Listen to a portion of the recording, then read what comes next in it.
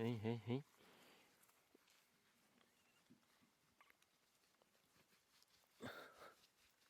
And don't you bite me, you little schmuck. Oh, it's a little black guy. He's okay. Hey. So many of you have been asking, why did this hyena bite Rodwell Komazana and mess up his face so badly? And I know it's really hard to understand and believe when you see how the hyenas are around me and how they come to me for love and affection. And you wonder, where did there's something go wrong here? And it's, hyenas have been known, they're opportunists. They find something lying out there and they're just going to grab. And herd boys often sleep out in the bush at night and they lie on the ground and hyenas come and bite them. It's the same thing. And this was a church ceremony where they were, an all-night church ceremony, and Rodwell was lying on the ground and the hyena maybe smelt food on his face or something, and he was bitten quite horrifically.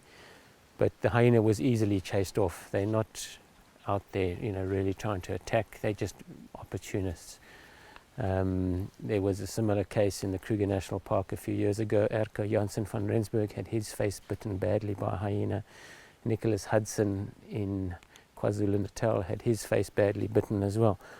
And actually, when Erko was bitten a few years ago, Roger Ellis, a friend of mine who in the army, left his tent flap open and had his ear bitten off by a hyena. But Roger and Nicholas went to visit Erko when he was bitten by the hyena, and the same now.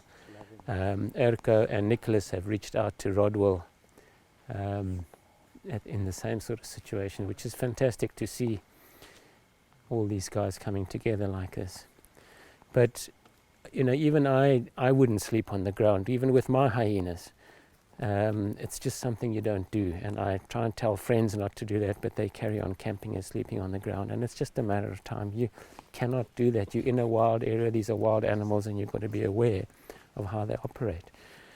So sadly, that's what's happened, and it's not good PR for hyenas, but we're trying to do whatever we can for Rodwell, and I really appreciate all of you reaching out and helping with donations so that Rodwell can have all this restructuring and his face fixed up so that he can live a normal life again. So thank you, everybody.